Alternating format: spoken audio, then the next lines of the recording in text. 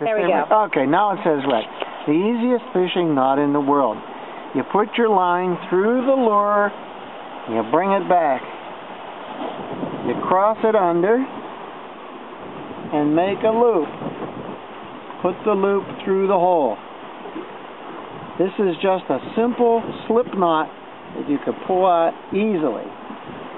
Well, to continue on, no.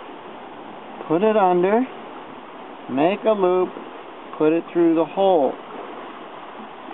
Snug it up. Now to lock it together, you go down and under and up the other side and pull everything snug. And now you have the easiest, fastest fishing knot in the world. Okay. Smile at the camera. Okay, now we'll do it with this tiny little lure and a real fishing line.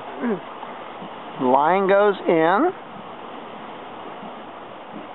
comes out, around the back, through, there's your slip knot. Grab the other end and bring it up through the end, cut off the excess, and you have the perfect fishing, fastest ever fishing knot in the world. Okay, good. Okay, let me see it.